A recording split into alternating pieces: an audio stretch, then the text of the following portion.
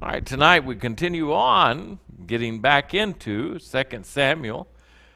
This time it's chapter 18, part 18, and I'm going to skip a review even though I know it's been 2 weeks. But I'm doing that because I got a lot to cover. In fact, this chapter just has a lot of goodies in it that you could spend some time and probably make a lot of applications to our lives, to situations that come up. But this is all about kind of David's battle for the kingdom.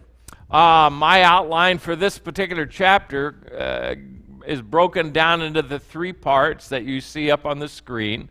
The preparation for the battle, verses 1 through 5, and then the actual army in battle, what took place from verses 6 through 18, and then news of the battle from verse 19 to 33. And you could even break those up a little bit more, but I think the general thought are there. And of course, just a little bit, remember that Absalom was plotting and planning and did, in fact, depose David and had taken over the kingdom of Israel. He had seduced Israel, said he stole their hearts. David, of course, has fled instead of fighting, primarily because he wasn't prepared. The whole thing caught him off guard. If you remember, Ahithophel had counseled Absalom. I will at least say a couple things. He had counseled Absalom to go after David immediately. And he, if you remember, even offered to personally head up the military to destroy David and to take his life. But instead, Absalom listened to the advice of Hushai, which was a blessing because he was the one that David had stick around and give me the information about what's going on. And that gave David the time to recover and to gather his army. And you'll see it was quite an army that he got, more than the 600, a lot of times, men that he had around him. It almost seemed like, in fact, that a majority of Israel favored Absalom. But in this chapter, you're going to find out that's not the case. God was protecting the king, and God would make sure and secure David's throne, just like he promised. And so he used Hushai, and in doing so, if you remember, he also heard David's prayer, going back to 2 Samuel 15:31, when David was told that Ahithophel had joined Absalom. I won't read the whole chapter or the whole verse, but David said, "O Lord, I pray thee, turn the counsel of Ahithophel into foolishness." That prayer was answered. So God defeated Ahithophel's counsel, and seeing his counsel turned into foolishness, Ahithophel ended up taking his own life. Now we begin with like I said, the first part of this in the preparation for battle, verse 1. And David numbered the people that were with him. Now we don't know how they gathered, when they gathered, but we know there was enough time for them to gather. And you can tell by the numbers that it wasn't just hundreds, because David, it says, set captains of thousands and captains of hundreds over them. And David sent forth a third part of the people under the hand of Joab, and a third part under the hand of Abishai, the son of Zeruiah, Joab's brother, and a third part under the hand of Ittai, the Gittite. And the king said unto the people, I will surely go forth with you myself also. But the people answered, No, no, no, thou shalt not go forth. And listen to this, for if we flee away, they will not care for us, neither if half of us die will they care for us. But now thou art worth 10,000 of us. Therefore now it is better that thou succor us in the city, or help us. That's the best way that you can help David, is by staying in the city. Verse 4. And the king said unto them, What seemeth you best, I will do. And the king stood by the gate side, and all the people came out by hundreds and by thousands. So you can see that there was quite, then we're talking about military men. They came to David's aid. They came to fight for David. And the king commanded Joab and Abishai and Ittai, saying, "Deal gently for my sake with the young man, even with Absalom." And all the people heard when the king gave all the captains charge concerning Absalom. Again, what we do see is David numbering and organizing his army. We see an objection by the military leaders for David's personal involvement, safety, and then his agreement. And finally, that personal charge concerning Absalom's protection. Though Absalom had gained control of the military and the throne, Ahithophel saw a fragile rule. And that was in fact true. That's why he counseled Absalom to go publicly into David's concubines, because he was trying to create an unrepairable breach that would make the tribes and their leaders make a choice, and there would be no middle ground. But it didn't work out, and of course he's now gone. Apparently in the numbering and organizing, we can see there were again thousands, not just hundreds, but thousands who gathered themselves to David and were ready to die and to fight for their king. They show a high amount of honor and regard for David. It shows it clearly. When David prepared himself for battle, he was ready to go into battle, but the men chose, "No, you can't. You stay. You're of greater value to us here." Now, their counsel was to protect David. And if you remember back in chapter 17, Hushai had counseled Absalom just the exact opposite. If you remember again, what these men said was, "David, we don't want you to go. You're worth too much." Hushai, if you remember, said, "Absalom, you lead the army." That's going to play an important part. And Absalom does. Joab, Abishai, and Ittai gave their reasoning. David agreed. And they may have also understood, "David, you've got too soft a spot for Absalom, and you're a little weak because you did not dispatch a rebellious son when he sought to kill you." Joab, we will see, had no such vulnerability. But don't allow Joab's hardness to slight their admiration and love for David. It'll show itself again, though I won't applaud Joab, but nonetheless, these men were ready to fight for David and to honor him as their king. As generals, some will say, well, there was probably only about 4,000 troops. I think there were probably more than that, but at least that many are set and ready to advance, and David gives the last order. "Though it be in your power, deal gently with Absalom." In other words, bring him back alive. And everybody heard what was said. Beginning in verse 6, we then begin to see the battle. When we turn to the specifics of the battle, we don't know too much other than the fact that the defeat of Absalom's army and his death takes place. It says in verse 6, "So the people went out into the field against Israel, and the battle was in the wood of Ephraim."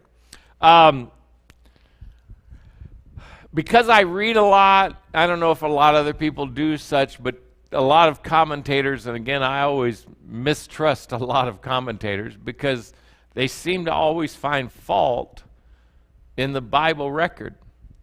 And they say, well, because this is the wood of Ephraim, well, that's in the wrong place. They just had crossed Jordan. Well, yeah, but if you go back into Judges chapter 12, it has to do with a name that happened where 42,000 Ephraimites were slain on that side of the Jordan in the land of Gilead. And I won't give you the details about it, but that's why it was called that. Israel is the call for Absalom's forces. David's forces are not named other than David's forces. But what do we read? Let's look and see what happens to them. There was a great slaughter where the people of Israel were slain before the servants of David, and there was a great slaughter that day of 20,000 men. For the battle was there scattered over the face of all the country, and the wood devoured more people that day than the sword devoured.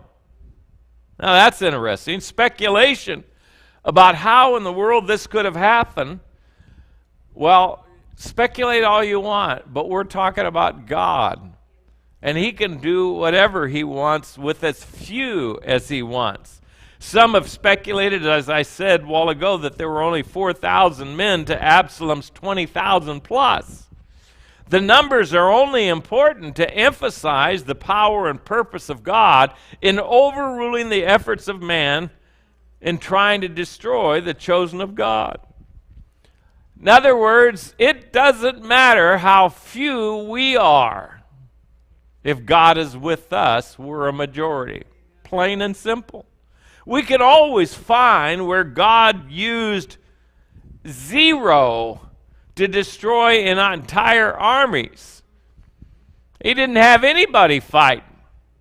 Just sit and watch. I'm going to do the destroying. And the arm of the Lord, without the help of a single fighter, was able to destroy the enemy. God has used many other things to destroy the enemies of God's elect, from the miraculous parting of the Red Sea, to the simple filling of ditches with water, to hailstones, to fire and brimstone, even with simple items like a horn and a lamp, or they say a horn to blow, and a clay pot, a lamp inside it, and 300 men to destroy probably 60,000 Midianites. Listen, why should we be surprised that the land killed more than the army of David? Any speculation about the condition of the land, people will say, well, it had big holes, it had briar patches, it had cliffs, and, well, it doesn't really matter, because you can't explain the miraculous power of God. And that this is God's undeniable hand is absolutely without question. And he's establishing the reign of David. As the battle is going bad, and Absalom's army seems to be running away, so is Absalom. But what we notice is Absalom appears to be all alone. That's what it looks like. And he's riding fast on a mule. Verse 9. And Absalom met the servants of David. So he's hightailing it out of there. And Absalom rode upon a mule, and the mule went under the thick boughs of a great oak. And his head caught hold of the oak. And he was taken up between the heaven and the earth, and the mule that was under him went away. Alone and captured by an oak tree, without any hope of escape. Everyone has fled from him, but surprisingly there is one witness to this event. Verse 10. And a certain man saw it, and told Joab, and said, behold, I saw Absalom hanged in an oak. And he had no means to remove himself from this particular predicament. I think A.W. Pink said it best, where it says, there he hung as an object of shame, filled with terror, incapable of delivering himself, unable to fight or to flee. He remained in this direful situation for some considerable time, awaiting with horror his merited doom. That man saw it and reported back to Job. Verse 11 and 12. And Joab said unto the man that told him, and behold, thou sawest him? Why did you not smite him there to the ground? And I would have given thee 10 shekels of silver and a girdle.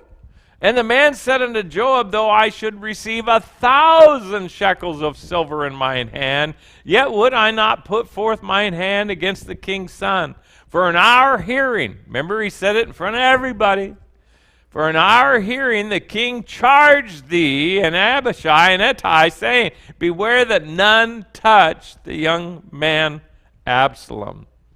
Otherwise, he said, I should have wrought falsehood against mine own life. For there is no matter hid from the king, and thou thyself wouldest have set thyself against me. What does that tell you? He saw Joab was not an honorable man. He says, you would have put me on it? Yeah, you would have given me? No. You'd have turned on me and had me killed. This man showed honor in what he did and what he did not do. Joab knows what he must do for David and for the kingdom. I will not give him a place of honor, but I'll simply read the record and note what he does. And then Joab said, I may not tarry thus with thee. In other words, I got to get to the business at hand. And he took 3 darts in his hand. We're talking about more or less spears.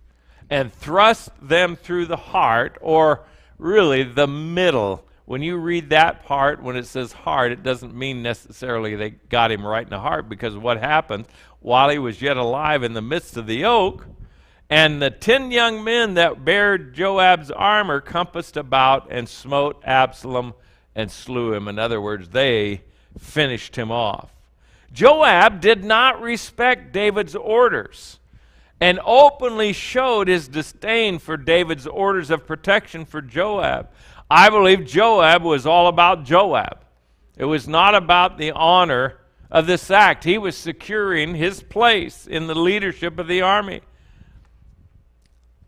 Immediately upon Absalom's death, though, Joab gave the command to cease their pursuit. So Joab blew the trumpet. That's calling all the army back. We're done.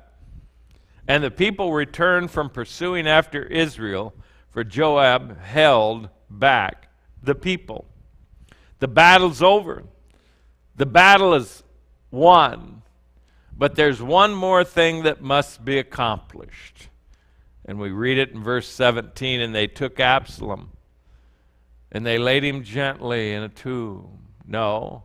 What does it say? They took Absalom and cast him into a great pit in the wood, and laid a very great heap of stones upon him, and all Israel fled every one to his tent.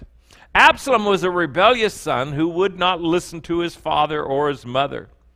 He was hung in a tree by the providential hand of God, but the law declared that he must not. In fact, it said that if anyone hung in a tree, was hung from a tree, he should not remain all night, but should be buried that same day. And at least that part was true. That was in accordance with God's law, though it may not have been Joab's intentional obedience to God.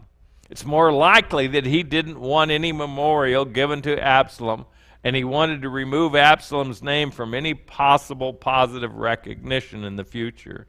But we do get this little bit in verse 18, and I already shared this with you once because we talked about Absalom having sons. But from this we gather that all of those sons had previously died. None of them survived. Now Absalom in his lifetime had taken and reared up for himself a pillar, which is in the king's dale, for he said, I have no son to keep my name in remembrance. So what did he do? I'm going to create my own remembrance.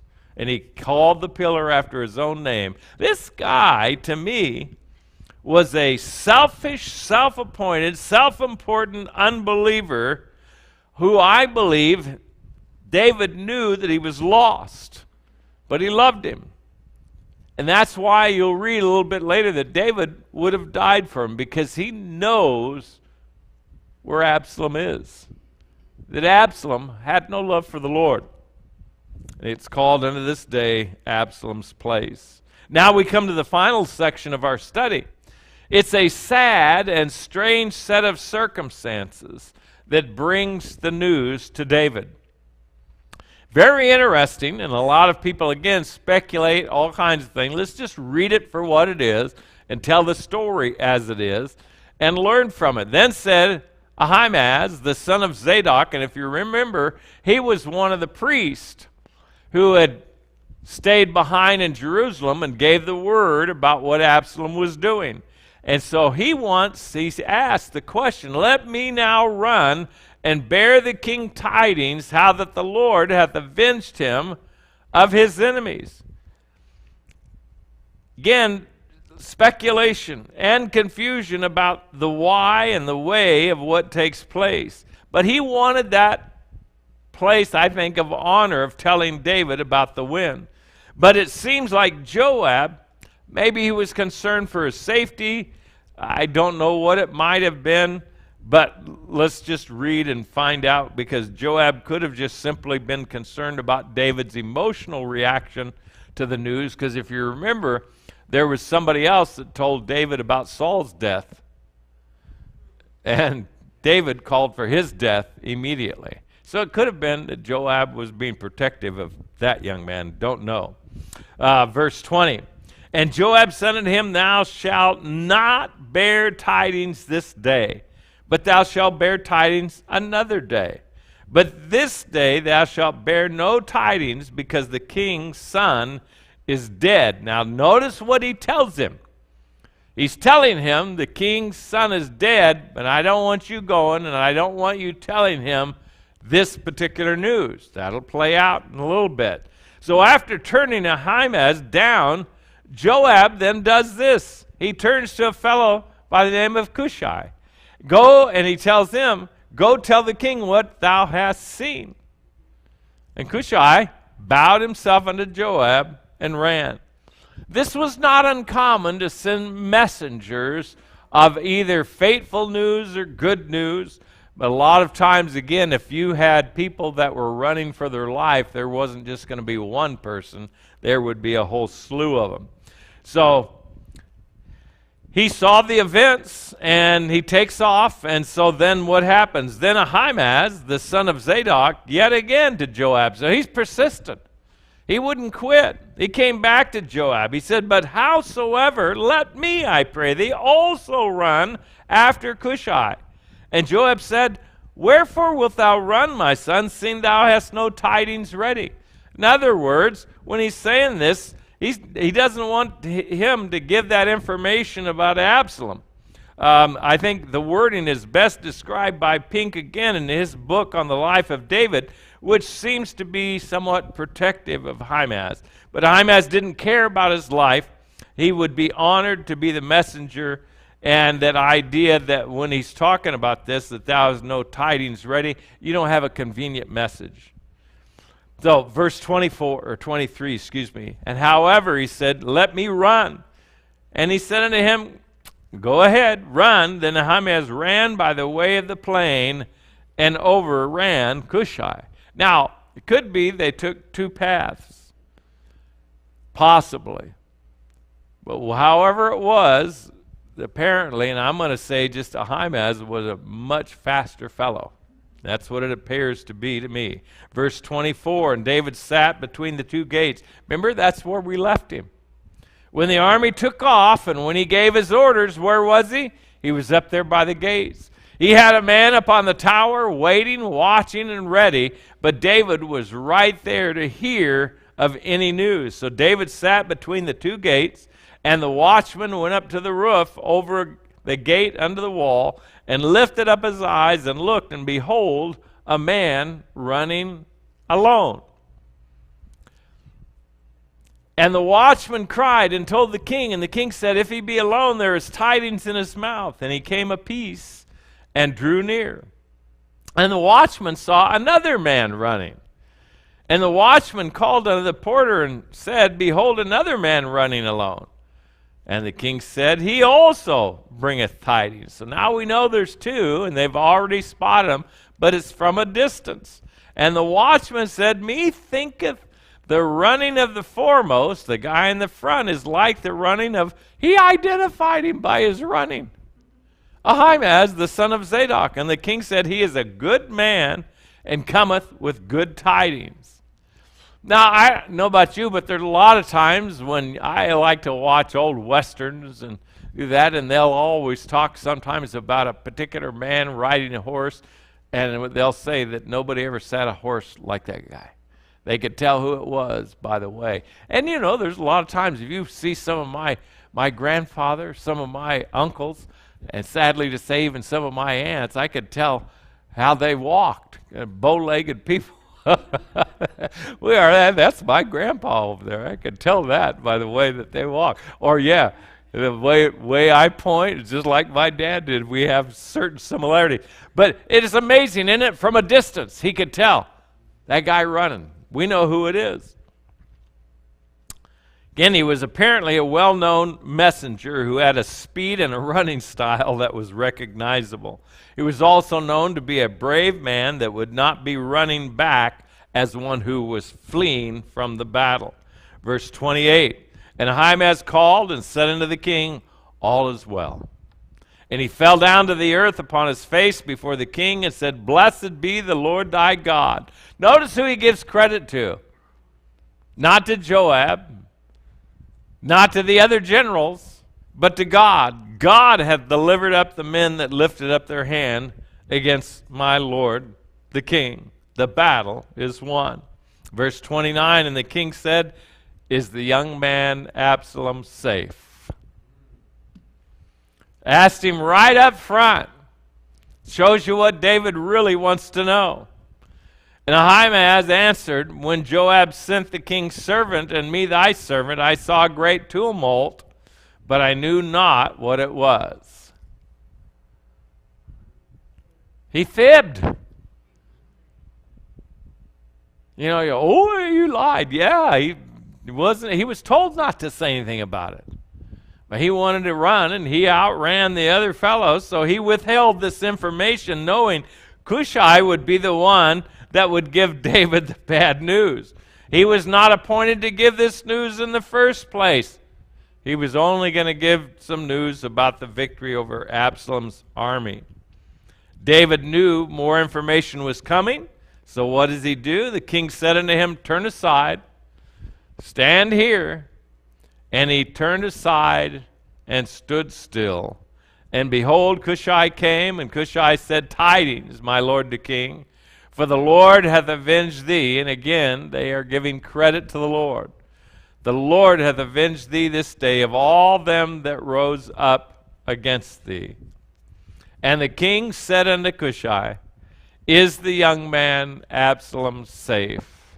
Notice the diplomacy with which he answered. And Cushai answered, the enemies of my lord the king and all that rise against thee to do thee hurt be as that young man. He laid it out. He didn't say it directly, but it's pretty clear. The answer is not one that the king wanted to hear, but it was stated in a particular way without all the details of the manner of his death or the burial in the field. Nothing of the details whatsoever, but David understood the message. The victory is complete, and Absalom, as an enemy of the king, is dead. And what takes place is important in this last verse because it leads up into the next chapter. And that is verse 33. And the king was much moved. I think he was impassioned, he was emotional.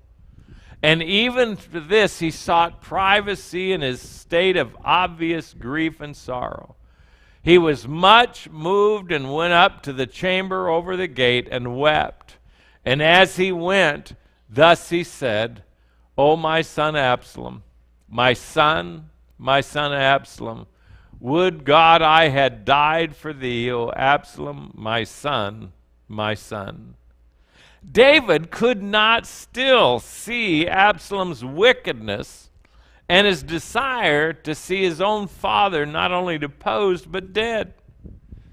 David, I think, still felt it was his fault, not because he was an engaged father who failed to discipline his son, but because of his past sin, because he knew this was the chastening hand of the Lord. But I don't think he disciplined Absalom.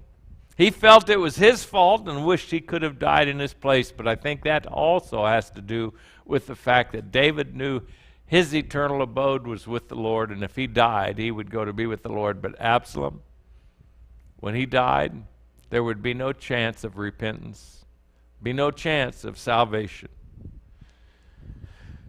Did he see Absalom's rebellious spirit and hardened heart?